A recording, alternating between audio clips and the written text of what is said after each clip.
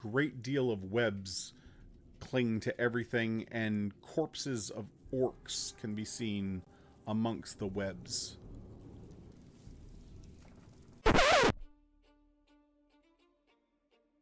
That is a face of pure panic. You're me. You're a guest on another channel's actual play. More than that, actually, you're a representative of the company that publishes the game that they're playing. You are almost late to the call time because you didn't charge your laptop that has your character sheet on it, and you were too lazy to transfer your character sheet to your desktop, and you can't charge your laptop in your streaming space, so you're trying to keep your laptop charged for as long as possible. And you just finished a virtual therapy session minutes ago, literally minutes ago, so your brain kind of feels like it just got that type of massage that actually just beats the shit out of you. And basically, you're opening your laptop as the game master is introducing the session and describing your surroundings, and you see that your character sheet is gone. A spider the size of a cottage hangs from the ceiling above. So you spend the next 15 minutes in denial, frantically searching your laptop for your character sheet because you know that combat is literally imminent, like the very first thing that happens in the session, and it's not there. And you realize that this is a bad look as a guest and a representative of a company on another person's stream. And so you literally just have to roll up and equip your third level character again on the spot. Grenna is going to walk up, not like super close, but just a couple more feet just to be a little bit ahead of the group. Is our flooring stable, or do we have to be very careful? As you step out past Vhagar, Grenna, the floor is soft but firm enough to hold your weight. I would liken it to maybe a very stiff trampoline. Okay. She's gonna crouch and like get on her knees in like a reverence pose, and she's going to take her sword out from its hilt and hold it and then just place it in front of her. Okay. And it only takes you this long. Castles and Crusades. It's made for idiots like me. I'm so sorry.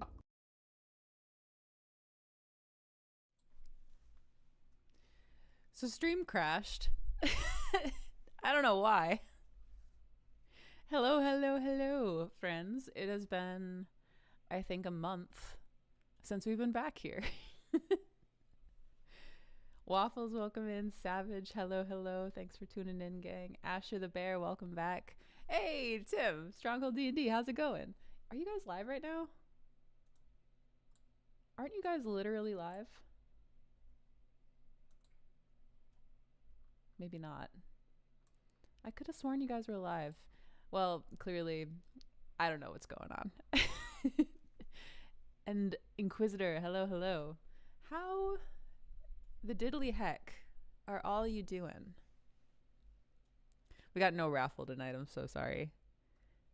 Can't be an idiot if you play a castles or your saves. That's only for the elite of the elite tabletop gamers and people who like to have fun. And we all game to get good. I don't know about you all. I play tabletop games to win. I'm here to win. If I'm not winning, I'm not having fun. So the goal is to win the game. Stupid voice. Great day to hear about Aihrde from our favorite reader. Oh, well, shucks. Thanks.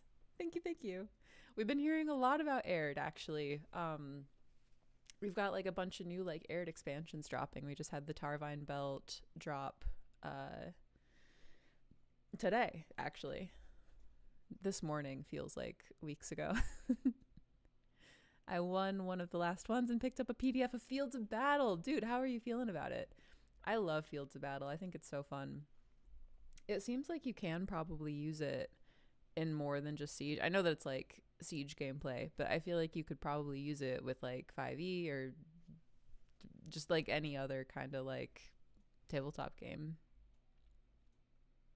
So I hope you're enjoying. I was looking at our product analytics not today.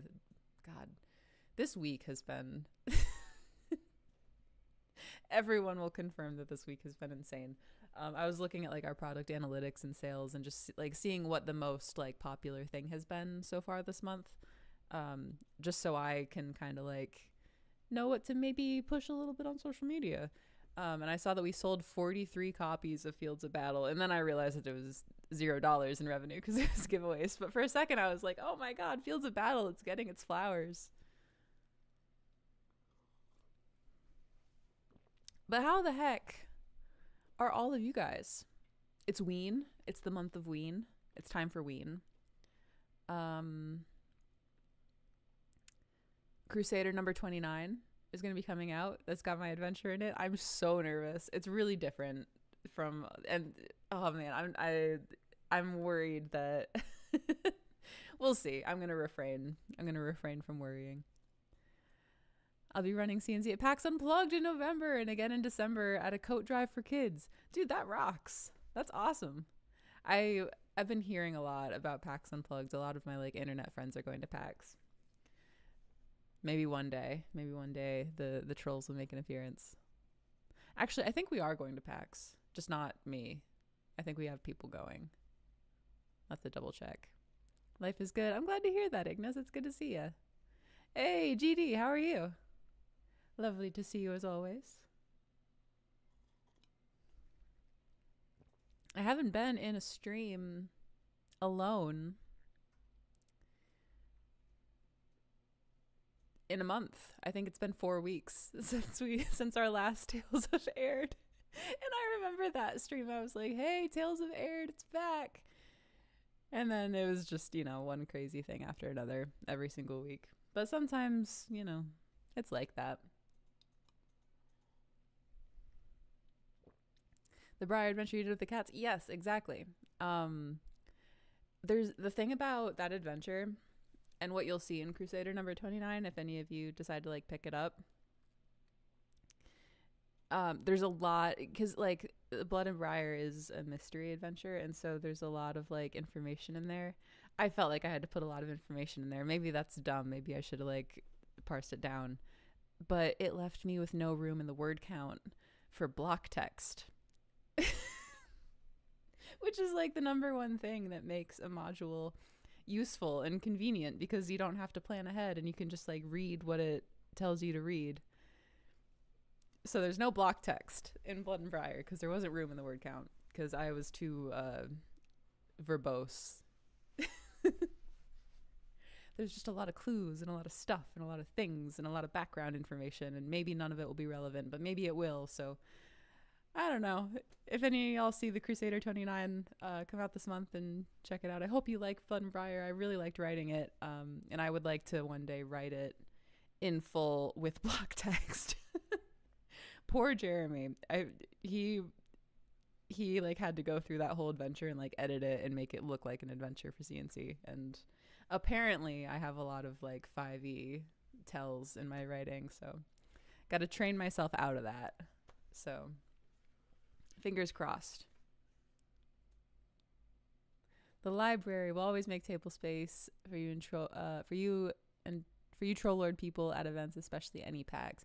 Dude, thank you. We super appreciate that. That's really, really kind of you. I really don't know what a lot of our plans are. I know that it's tough to like get out to certain cons that we can't like turn a profit at. That's been tough. I guess I don't really know if we've ever been to PAX. Maybe we have, and I just don't know. Mayhap. Anything exciting with all y'all's lives going on over the past month? I feel like it's been forever. Question, is the Andanuth material incorporated into a later product? That's a good question. I mean, pieces of the Andanuth are present in like our different Airdean adventure modules. Just like as it's relevant, like little bits of Airdean lore are like in there. I don't think the full Andanuth has really been included in anything besides the Codex of Aihrde and the Codex of Aihrde complete bundle. I think that's it. We used to have like a leather bound, or maybe I'm wrong about that. I thought maybe we had a leather bound volume for the Andanuth. We for sure had a book that was just the Andanuth. Personally, I would really like to see the Andanuth reforged in some, just like more content added and like more lore. I need all the lore. Give me more.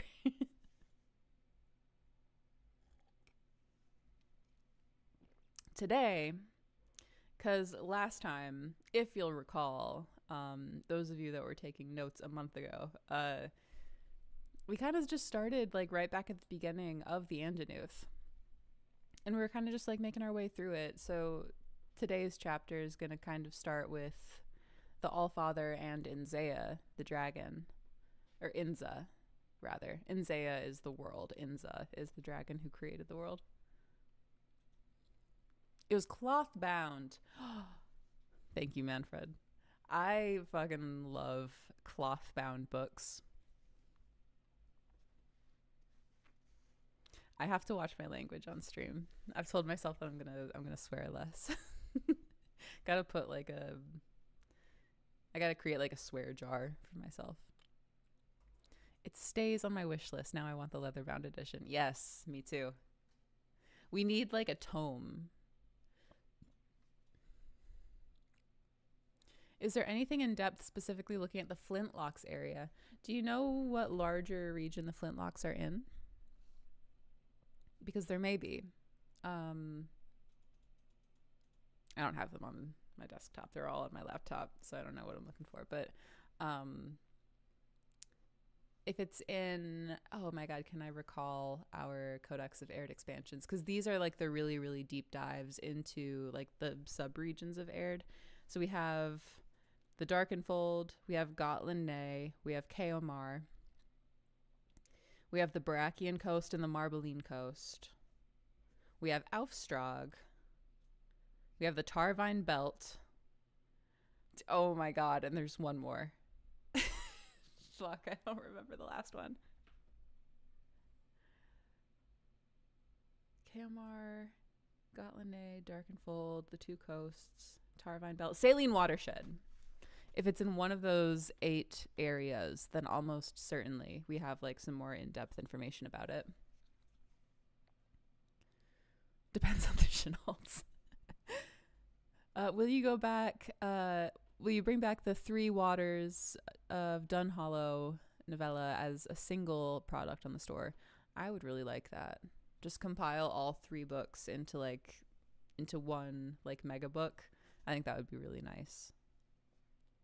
Steve is working on a Waters of Dunhollow novel. We've read through part of it on this channel. It's been a while. Oh shit, hang on.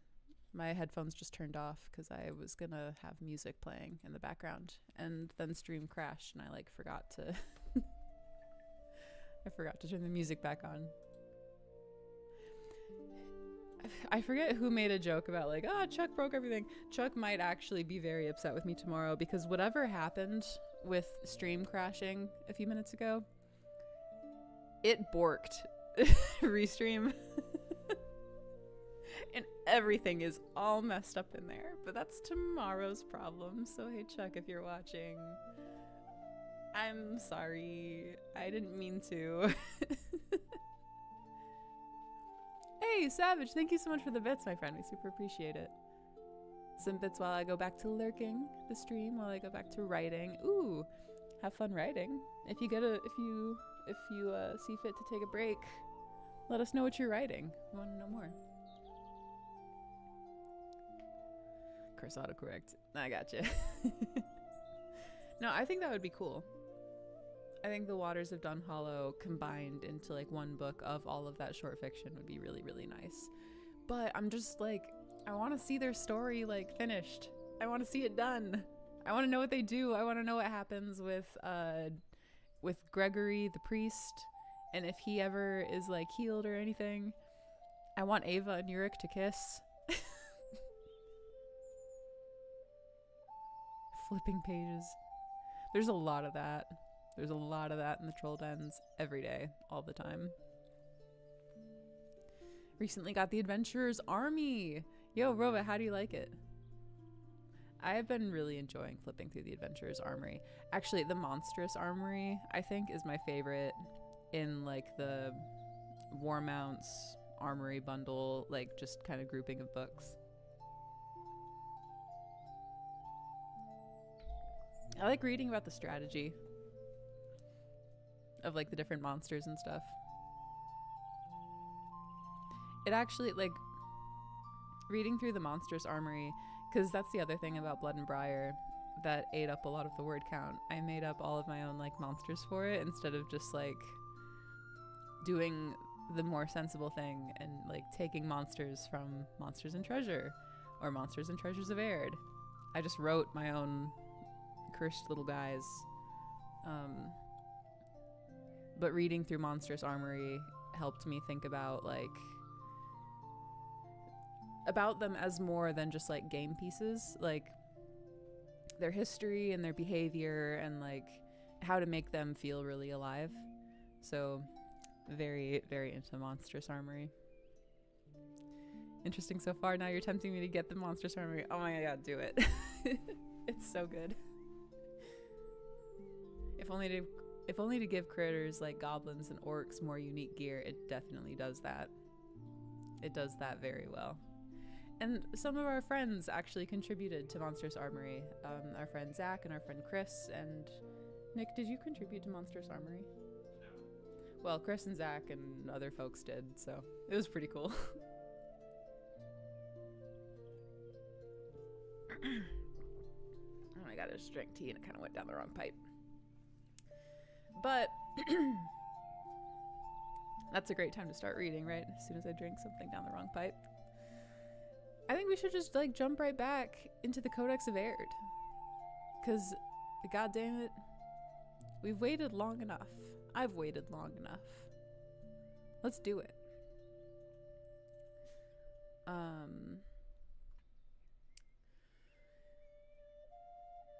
And I don't think that this part requires much preamble. We were talking about how the Allfather basically created the world of Aihrde. And the Allfather is this character who kind of just, like, creates stuff and is interested in the stuff that he's creating as he's creating it. And then when it's done, he kind of is like, all right, next thing. And so he's created some of the Valeracoons, some of the gods, a few minor creatures here and there. We've learned of Corthane and Mordias and Orndul, the red god. We've met Toth, the shadow of the Allfather. And I think now we're going to learn about the Maelstrom. So hey, thank you for being here. Thanks for tuning in. I know that it's been a while. I was excited to get back into streaming today. And, like, thank you all for joining. Settle in, grab a cozy beverage, and we're gonna read some lore.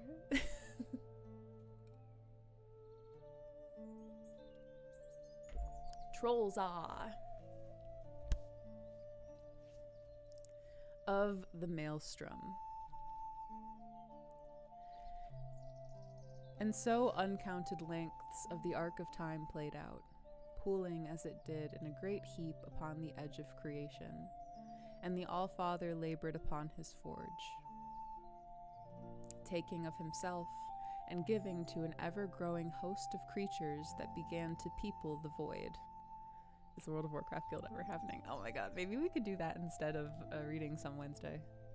Because yes, it needs to happen, and I want it to happen, and I want to do it. Sorry, I'm going to get back into reading, but yes, most definitely.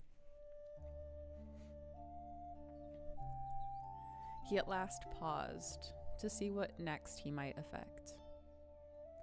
He looked far and wide, and his gaze fell upon the dragon, where she hung in the emptiness, spinning upon herself, creating a maelstrom of chaos about her. He watched her split the fabric of the void in her thrashings, and how those splits tore rifts, portals, and doors to other places beyond the empty, and this caused the maelstrom. So Aihrde drifted to her. Spying her madness, he envied it, and the understanding of it grew upon him, and he saw that she was filling the void with her own madness, wild energies and elements forming around her. And this awoke a lust within him like never before, because as ever, he loved creation. He settled upon her chaos, and the word of her came to his mind, Inza. Side note, I think this is really cool about the dragon. Aihrde is like the master of creation, and Inza, the dragon, is like the master of destruction, and they're kind of this like yin and yang in the void. The way that Inza's magic has been described by Davis, I think, is really cool. Davis created Inza and Inzaya, basically. She's not unmaking stuff. She's creating nothing. I just think that's cool. I just like that. And lo, Aihrde made the world from the maelstrom. He named it in his voice, and it became the crucible of his mind. He pounded substance from the maelstrom and set great gulfs between the fire, earth, water, air, and energy of all kinds. And these he ordered as desired so that he could draw from them at need. Life clung to his hammer and tools and spilled into the manifold realms of his imagining, bringing life to where there had been none before. In later ages, the chroniclers named these realms the firmament. Using the language of creation, Aihrde drew substance from the firmament, casting it into shape upon the void. And so, the world came into being. It was flat, #flat earthers, and over its edges spilled the substance of his creation to mingle with the maelstrom of Inza. And the substance of creation fell upon Inza, and she marveled at it, for she knew nothing of Aird's presence above the maelstrom. Therefore, surrounding herself with the heat of fire, the rush of wind, the cold hard earth, and the liquid blanket of water, Inza began to form and mold.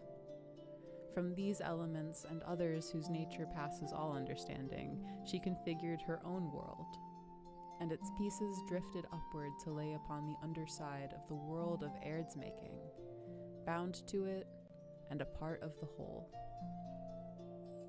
With it, she caused the mountains to grow, the seas to pool, the skies to dash, and the warmth of day to radiate.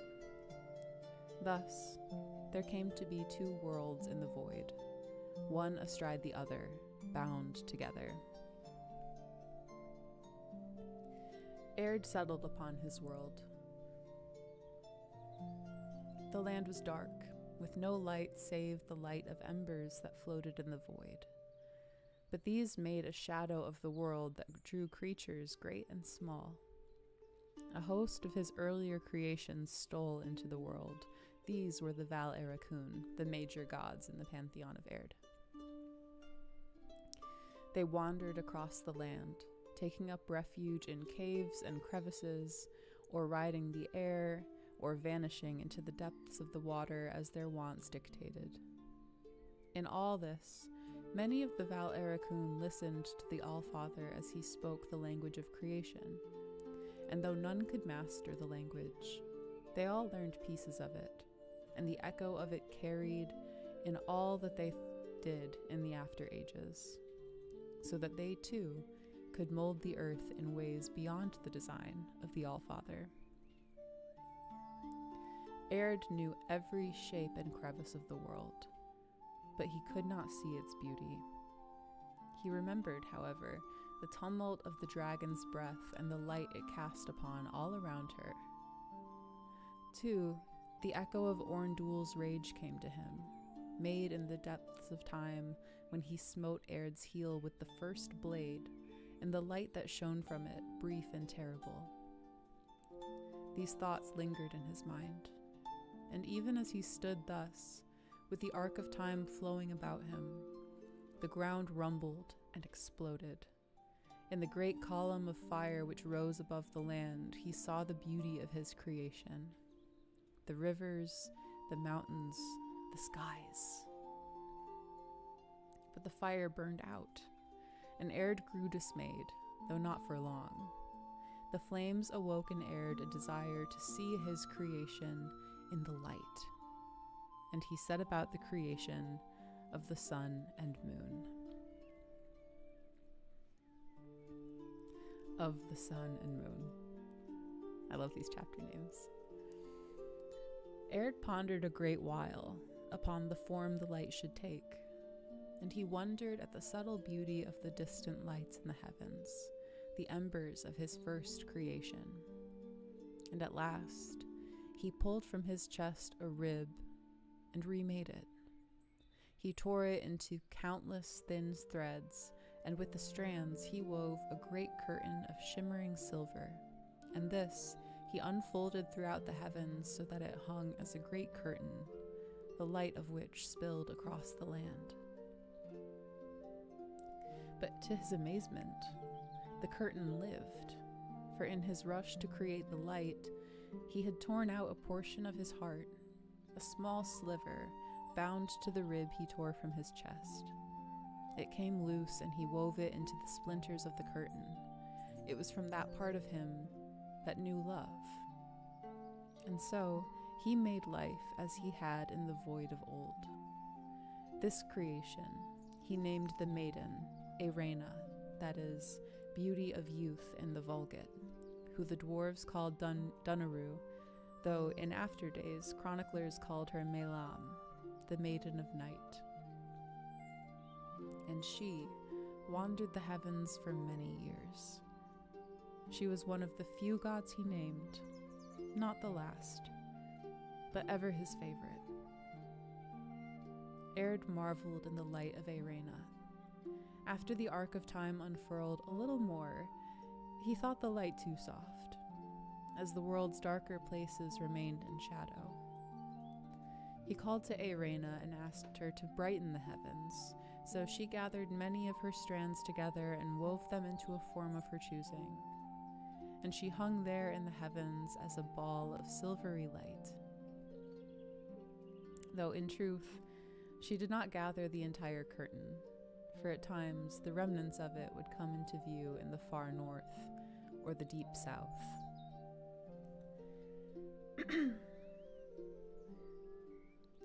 For a long age he basked in her tender embrace and found joy through all the world's many places. In the light of Aihrde, he marveled at the world, for it took on a life of its own. Fire belched from dark crevices, water coursed this way and that, the wind blustered, and a life grew in the light of the moon for the first time, not of his will. And those plants, chroniclers have called the Fell Moor, of which more is written later. And this long age they called the Age of the Fell Moor. Hey, Stardust, thank you. But the light of the early moon did not assuage Aird's lust, and in time, he desired a greater light. He cast himself upon the darkness. Sorry. I don't know why that got me. I don't know why that made me laugh. I'm moving on. He cast himself upon the darkness, and his...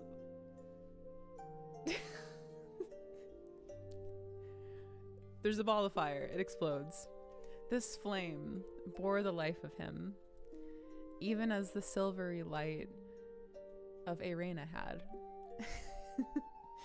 And he marveled at his latest act, a great ball of flame with geysers of molten light lancing the dark heavens. Y'all are really sweet. Thank you so much. And both Aihrde and Aihrde held themselves in awe and wonder. So it was that Aivet, which is fire of youth in the Vulgate, and who the dwarves called Aihrde, that in after days was called Melum, the maiden of light, came to her life. Aivet's fierce beauty burnt in the heavens so brightly that Aihrde called on Aihrde to calm her. And Aihrde did, making her take a similar shape as her own, so that ever after the All-Father called them sisters. And so they were known as the Sisters, which is the moon and the sun in the Vulgate, and they too are of the order of the named Val Ericune.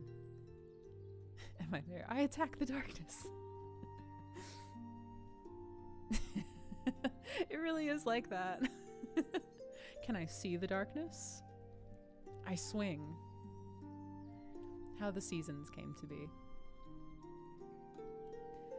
Aihrde marveled at the world of his making, and the arc of time continued to flow. His face and arms turned red, and he knew warmth. He watched as the sisters played in the heavens and scorched the land with their light, the one silver blue, the other golden red. But all was chaos, and the cool of the dark escaped him, and he longed for it. And he longed too for the rays of the gentle light of Aihrde, which softened the shadows without destroying them. He missed the cool of the darkness. So he sat himself upon a great mountain and pondered his own desires, seeking a solution to his conflicting hungers for the dark and the light. If you think about it, man, it's kind of like society, man, where we're all just battling the dark and the light in ourselves, man. I'm done. Aihrde saw then the rivalry between the sisters,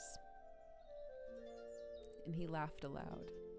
He gave them steeds and chariots, and gave them the heavens to race in, promising them that she who won would command of the heavens. So the sisters raced over the world, laughing and goading, but never catching one another. They passed through the heavens, beyond all edges of the world, so that they circled it, bringing light to all the corners of the world, but for the deep places beneath the mountains. The All-Father marveled at the world. The All-Father marveled, for the world of his creation changed with the racing of the maidens. Aihrde proved the faster, for her power was hot within her, and she tore through the heavens. She loved more to hang near the earth, and at times the flame of her cart scorched the ground, leaving deep furrows in the earth. At other times, the cart turned the waters to steam, and great geysers rose into the air. All the while, Aihrde took a higher road, for she loved the lofty skies and to see the whole world unfolding beneath her. She moved more deliberately, with more caution and less speed, and her light was cool about her, so that when she passed through the geyser of steam, it turned again to water and fell to the earth far below. 'Tis said that Aihrde stood amidst a mountain of fire, watching the molten rock, when first the rain touched his face. The cool water of the maiden's race fell upon him, and he marveled at it. He stood thus for a great while, relishing the cool touch of the maiden's flight, and watching the madcap dash on high. And so the sisters' race ebbed and flowed, and the skies filled with great winds that buffeted one and the other, and thence with clouds borne aloft by the wild flight of the chariot. At times, one or the other vanished from the skies for long periods, and it rained or snowed. At other times, it waxed hot, and the air became heavy and dry. Once in a great while, one of the sisters gained on the other, and the winds changed violently and the weather suddenly. But after a great while, their race became a journey, and an order came to the world. In this way, the seasons came to be.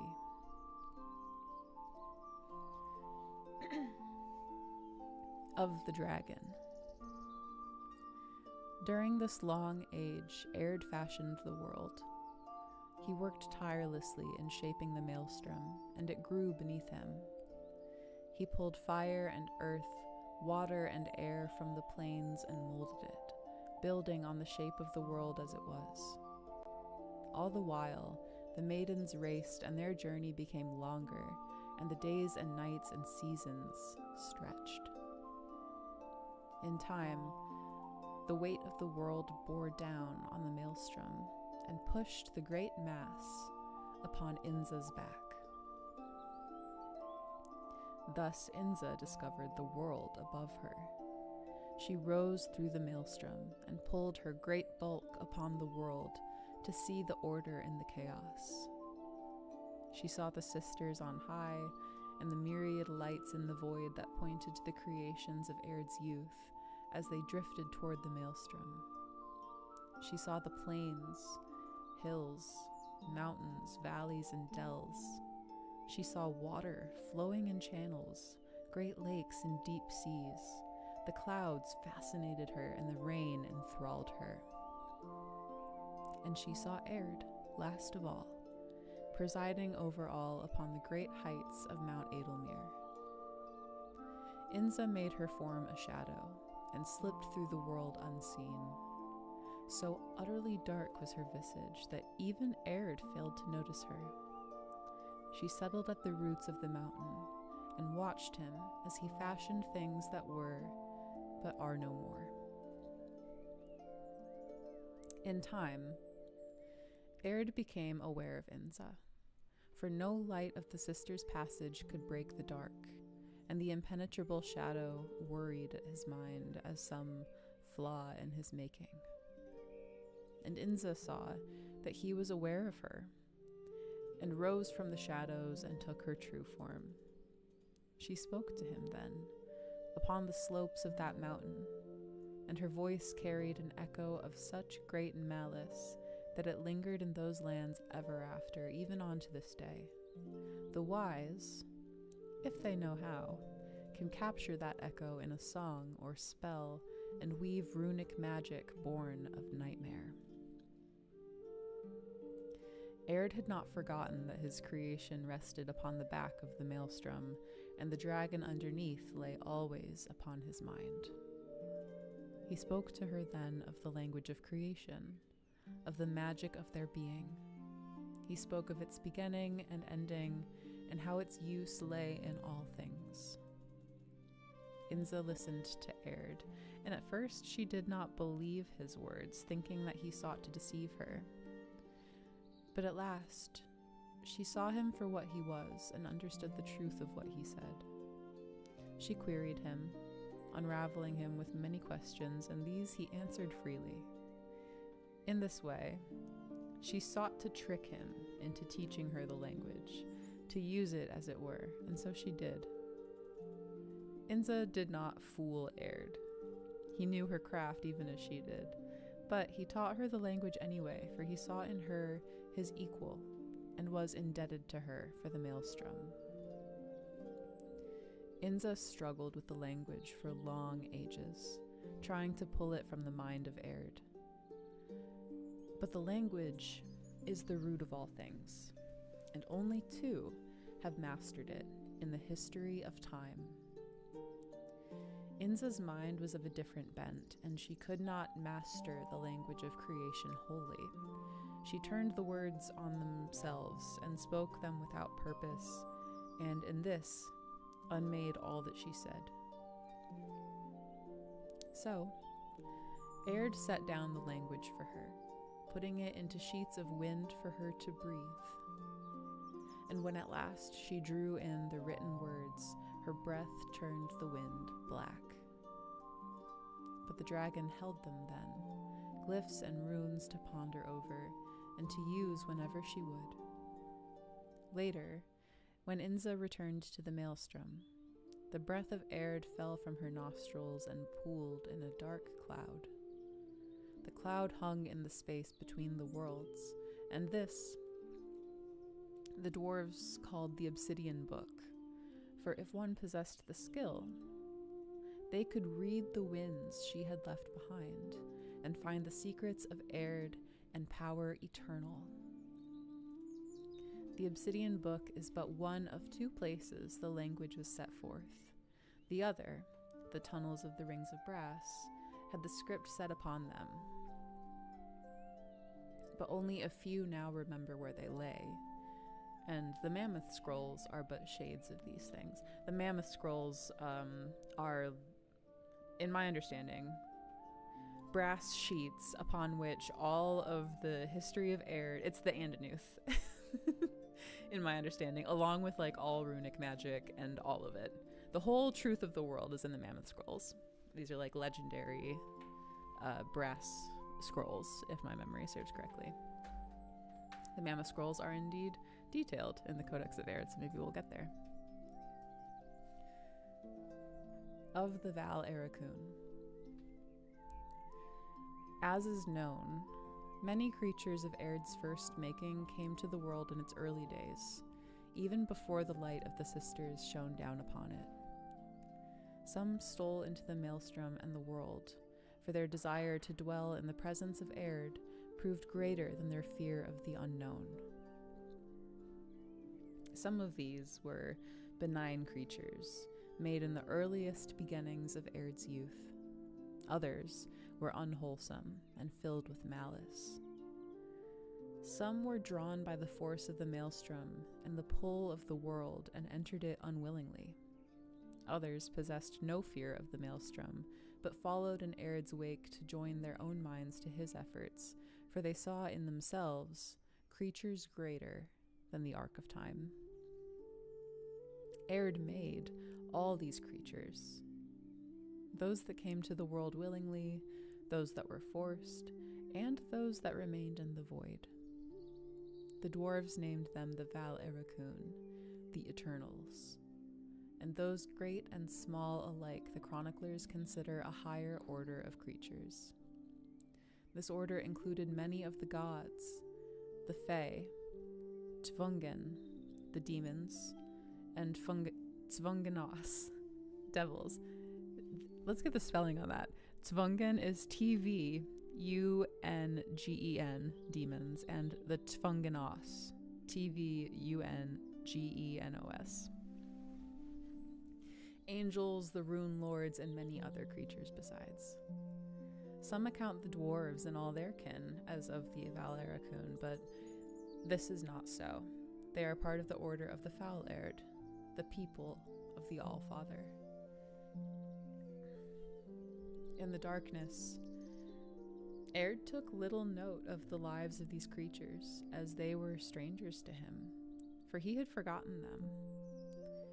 He paid them no heed, and let them roam as they would, for they bothered him little. Of the Val Ericune, there are 12 named and are accounted the greatest: Corthane, Mordius, Orndul, Narhite, Aelor, Tefnut, the sisters Melum and Melam, and Wenifar. Toth is the shadow of the Allfather, and though named as one of the Val Ericune, he is different, for he alone possesses all the knowledge of the Allfather, as he took shape before the forge of creation was made. Hey MJ, how's it going? It's so good to see you. If you guys don't know MJ, we were in an actual play together, and it was fucking awesome. God, I gotta put another thing in the swear jar. The reason is because I told my dad, hey, you should check out my stream sometime. But now I can't swear, just in case he's here. If you're watching, hey dad. Anyway, Aihrde. There was Toth, he's different, possesses all the knowledge of the Allfather, and he took shape before the Forge of Creation was made. To the Val Ericune were added the dragon god Frafnog and Unklar, the horned god, who came to the world only after it was formed and had little role in its making. Dad didn't hear that. You didn't hear anything, just shut up. Didn't hear anything. 7 of the Val Ericune came to the world during the days before the sisters rose in the heavens. Each labored over their own realm, and had a hand in ordering the world. Corthane, held to be the greatest, approached the world with great care, and wherever he went, the tumult of the world calmed.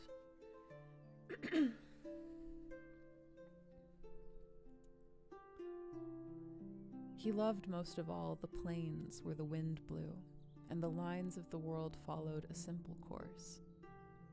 Orndul, Corthain's brother, came to the world to waste it through the weight of things, and he ground away many of the creations of his brethren. Narhite reveled in the madness of creation and lived ever on the edge of Aird's labors, where the maelstrom met the world, taking joy in befouling his father's work. Aihrde took to the deep waters, following the channels of oceans. Tefnut took joy only in the running water, and sought ever to guide it. Wenifar took heed to all of the order of the Val Ericune, from the greatest to the smallest, and watched out for them in the world's youthful chaos. So, to recap, our pantheon of 7 here. We have Corthain, who's like a god of like the wind and later justice. Don't worry about it, we'll get there.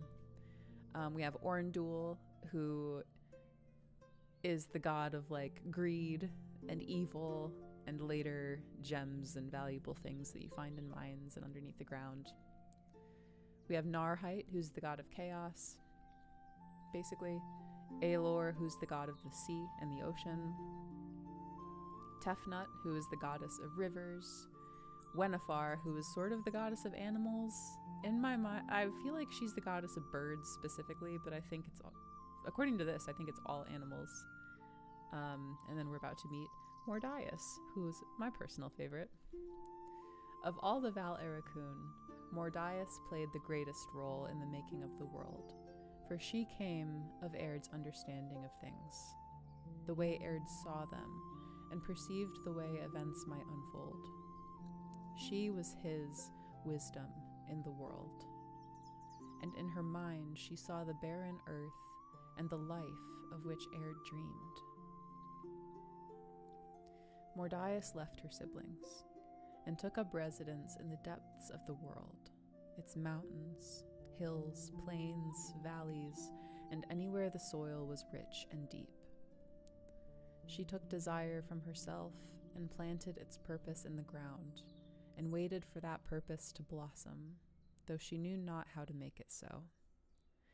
She took with her 3 handmaidens to aid her in her endeavors.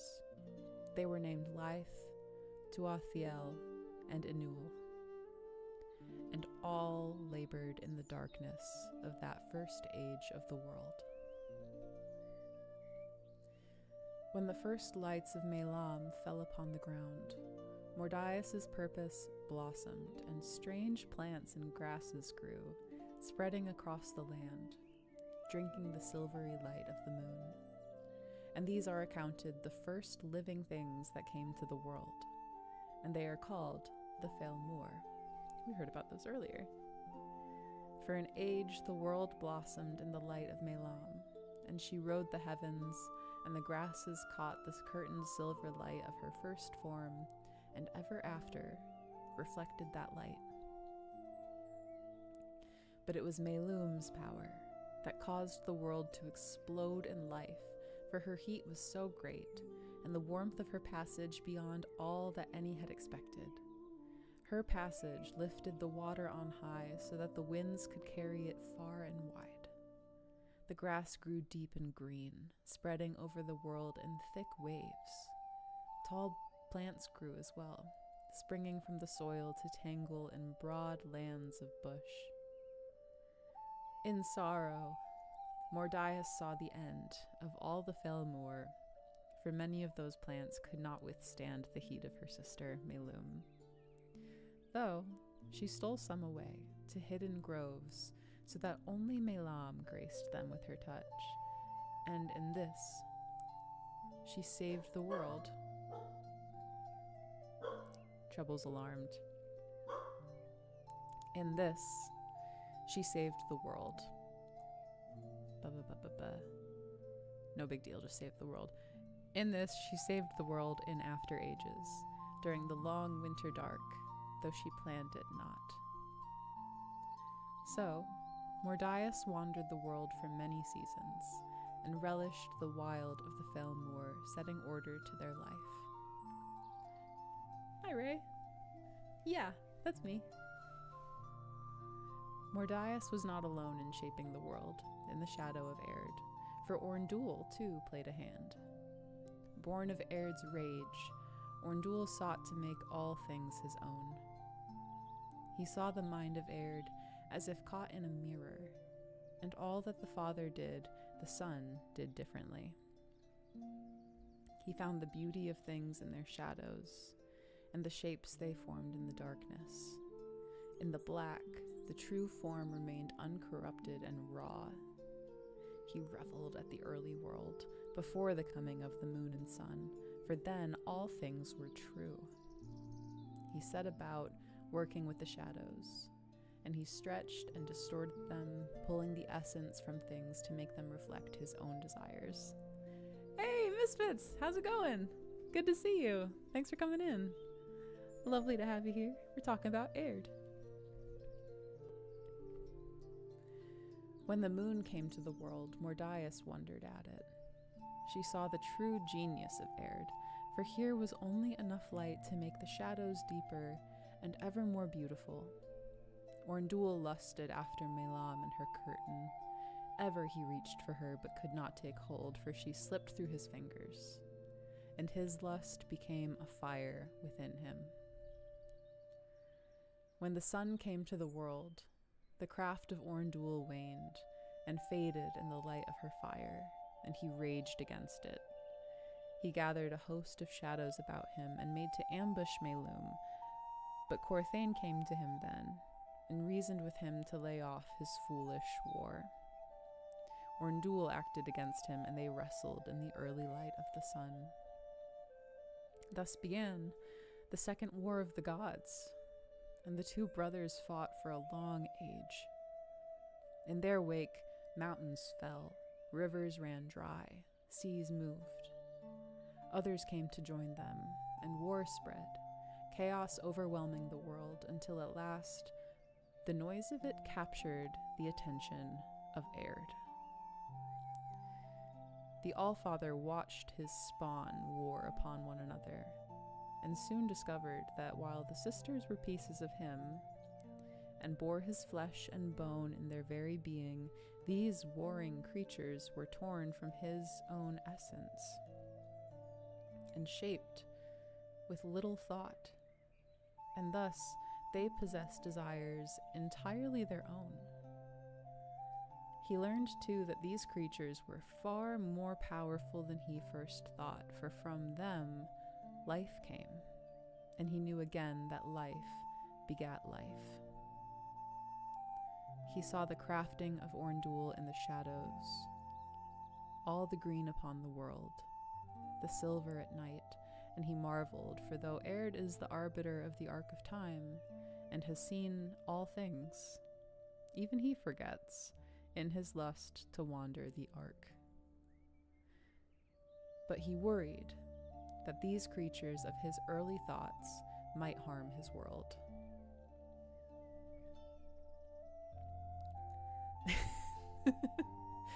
Ray, you're very sweet, and Misfits, you're very, very kind. Thank you, guys. Here's the thing. I would never, ever, ever call myself an influencer. I appreciate you being here.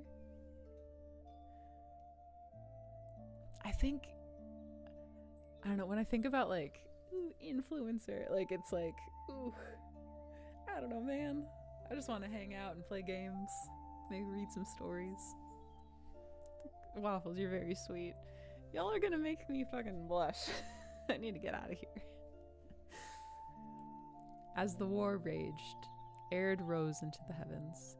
Taking note that the world was flat and unbound, he turned his attention to its edges and called forth a great mist to bind the world on all sides. Beyond lay the void and the creatures of that realm, the many beings of his early crafting. There were the many scattered thoughts of the Allfather, thoughts which took shape in the great unknown without his desire.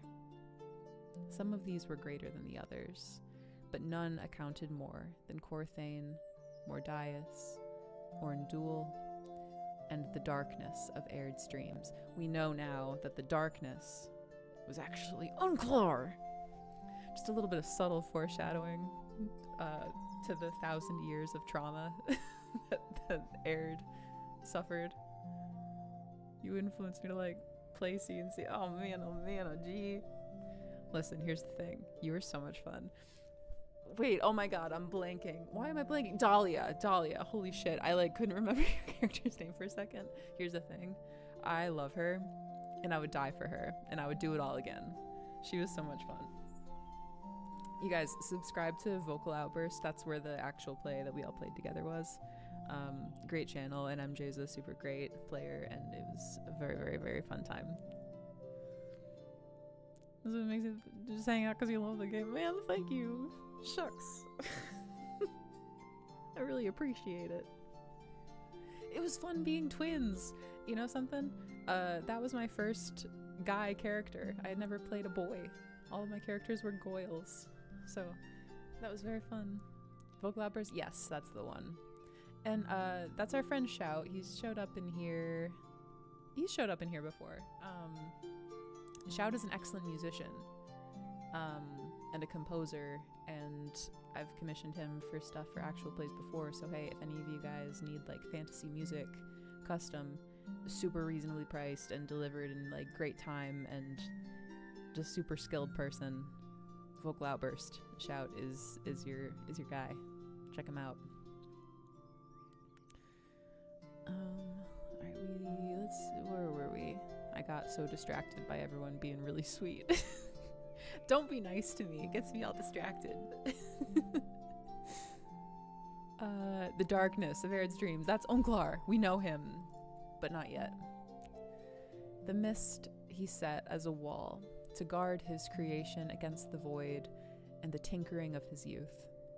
Creatures could not easily pass from the void to the world, and those who tried lost their way in the seething clouds, cursed or blessed to live out their days in abject loneliness.